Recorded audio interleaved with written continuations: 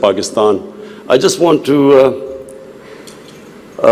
inform the audience here what was a international sportsman, a cricketer, how did he end up in politics? And then how did he become a prime minister? So I think it'll be interesting for you because then you will understand what I intend to do with Pakistan.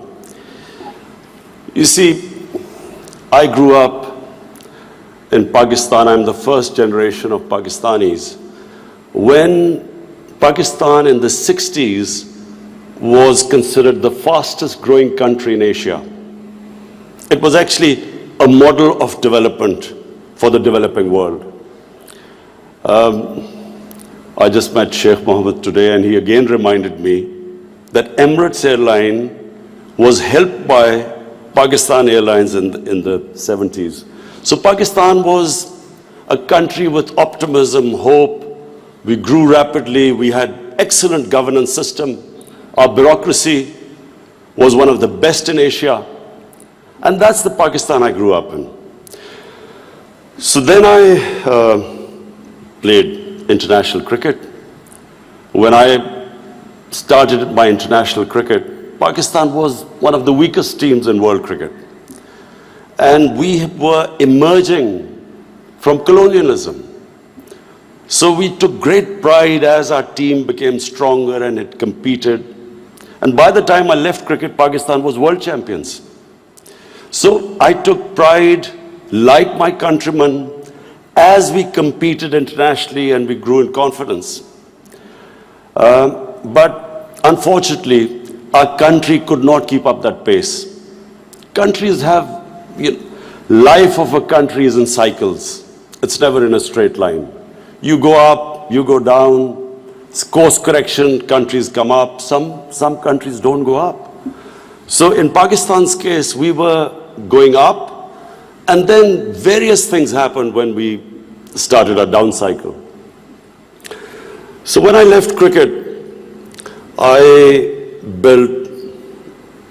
started building the first cancer hospital in Pakistan. Reason was because my mother died of cancer. And it's then I realized there was no cancer hospital in the whole country. And then it occurred to me that people like me who were well off, I could afford to take my mother for treatment abroad, but what happened to the common man? Cancer is one of the most expensive treatments. So I started this movement really. I went into the public to collect money to build this hospital. And so I'm just explaining to you how I got into politics. So one was cricket, watching our country go up as a cricketing nation, the pride that we could compete internationally and become world champions. Second was this cancer hospital. When I went to the public to collect money, I realized that our people are very generous and strong. Poorest of the poor people supported me. And I did what no one ever thought would happen is that from public, I eventually collected money and built the hospital. And not just that I built it. It's a cancer hospital where 80% of patients get free treatment. Cancer treatment is one of the most expensive treatments. So then first I built it, and then to run the hospital, I again went to the people. And so it is the only private cancer hospital in the world which treats 80% people free, because it's the people who donate to the hospital. They built it, they run it. So I kept thinking, why is it that people are so generous to build a hospital and run it, but why don't they pay taxes?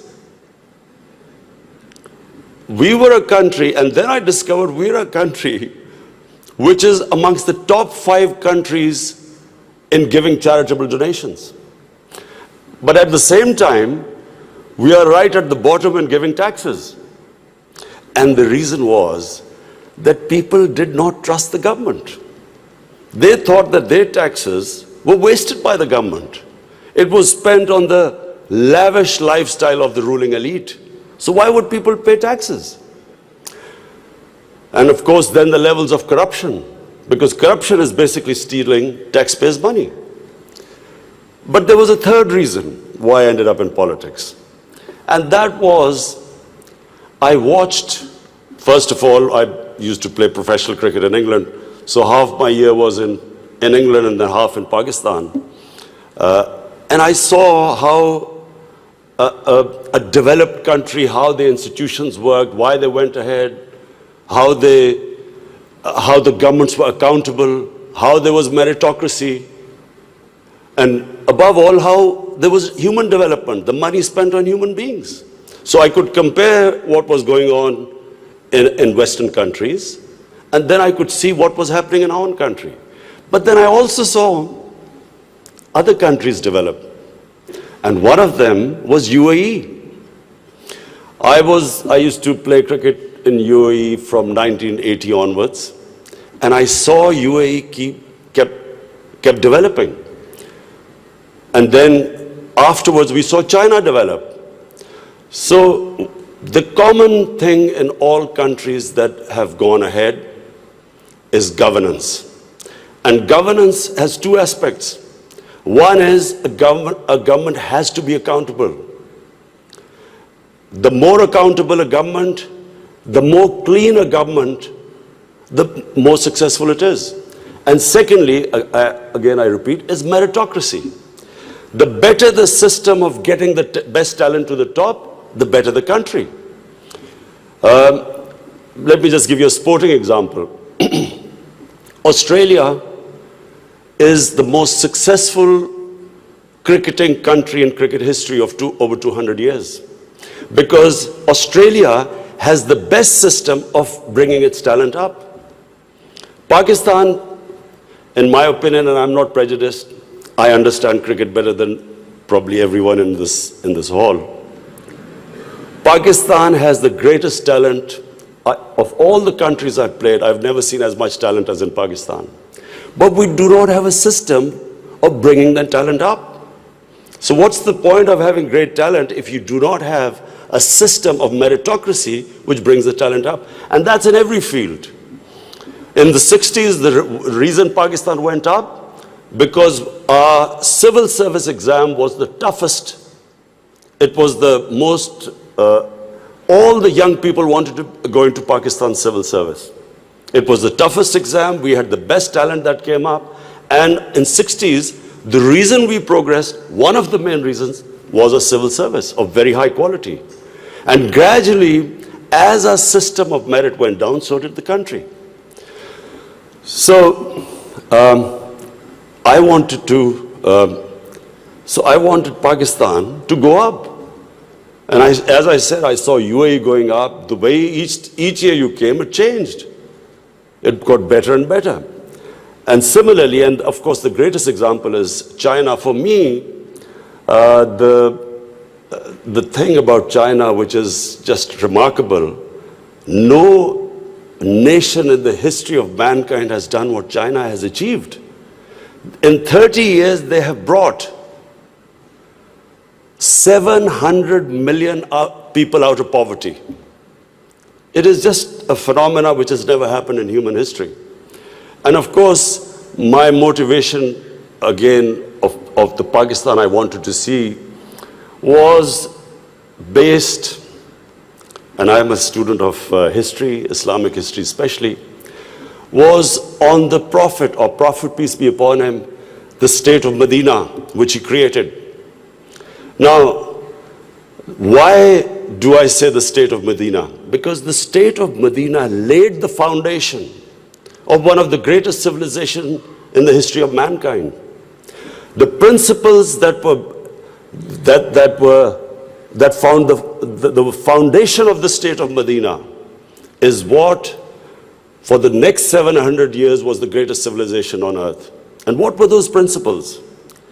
The state of Medina was founded on incredible principles of justice and humanity. It was the first time a welfare state was made. A state that took responsibility of the weak. What China has done right now. That was the state of Medina, where first time a state took responsibility for its poor, its weak, its orphans, its widows.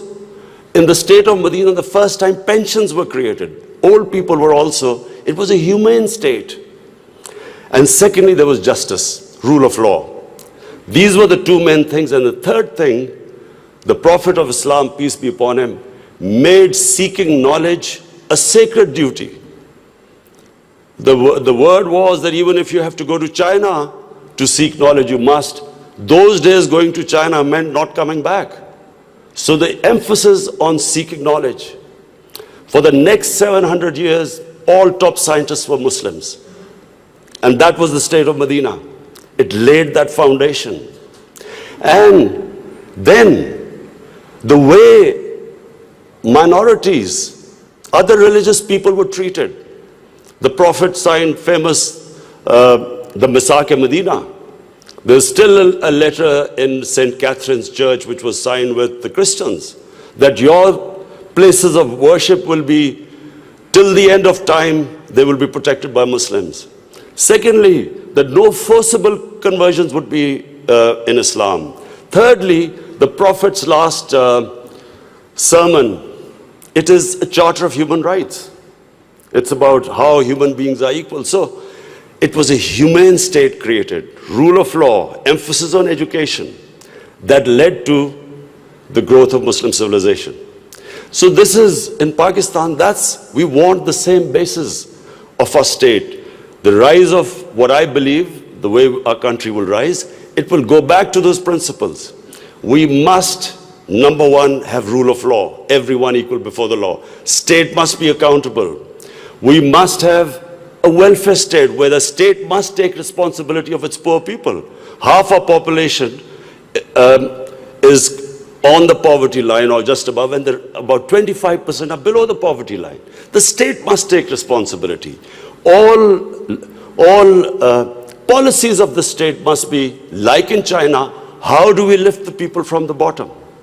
And the most important thing is that we must, in Pakistan, start a reform program. Reforms are painful, but it is essential if we have to get out of our current problems. So, first of all, I joined politics in '96. From '96 to 2013, there was a very small party. Most of the time, it was one step up and 3 steps down. The first election I contested, we were wiped out. Second election, 5 years later contested, we had only 1 seat. Third election, we boycotted, and most of the time people made fun of me, thought we would never make it, because I'm an outsider. I wasn't from the political class. But one big lesson from sports which I learned, you only lose when you give up. So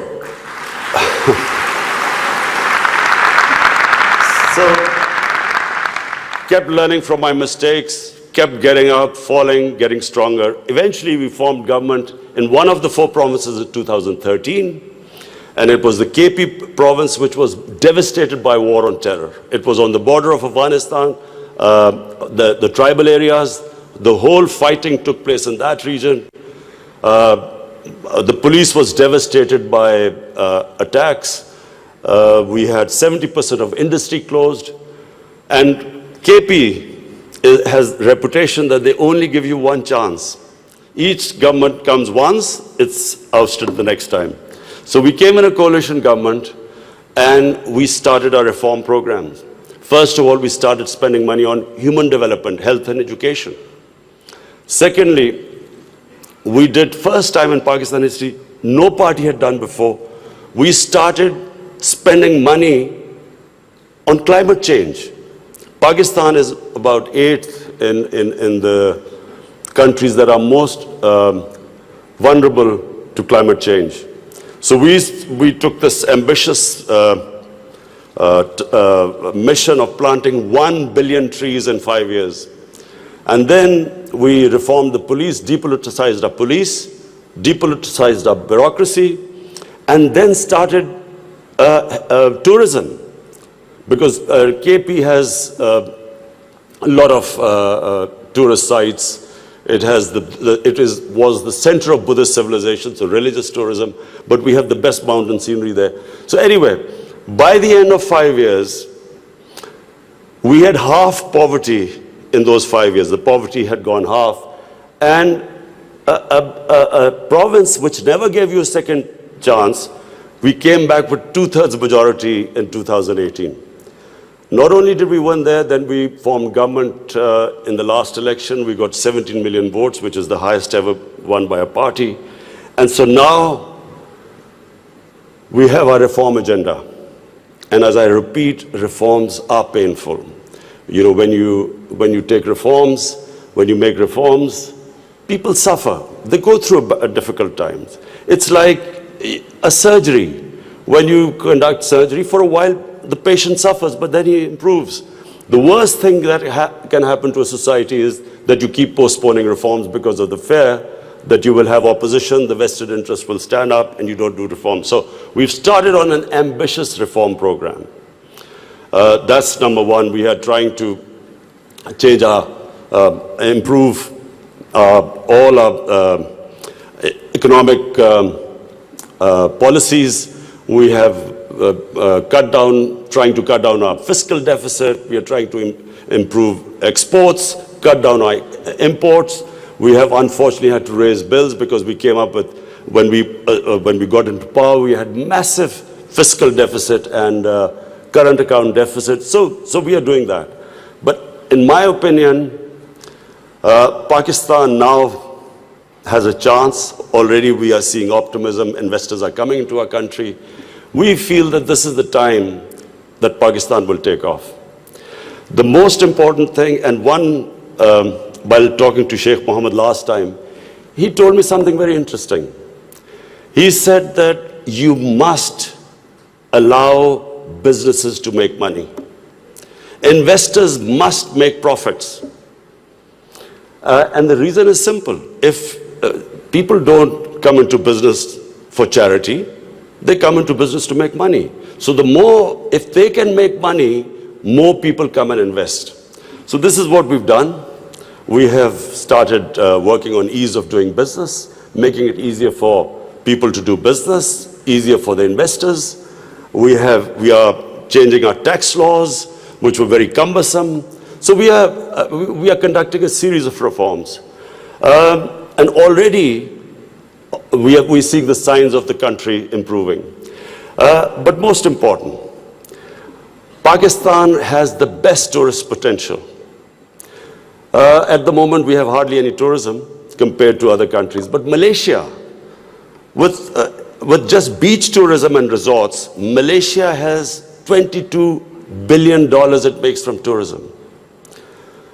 Turkey, with beach and historical sites, beach tourism, Turkey has $42 billion from tourism. Now, Pakistan has probably one of the best mountain scenery anywhere in the world. Half the world's highest peaks are in Pakistan. Pakistan has 1,000 kilometers of coastline.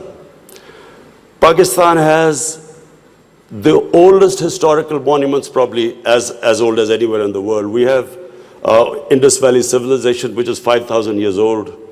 We have Peshawar, the oldest living city in the world, 2,500 years. Lahore and Multan, ancient cities.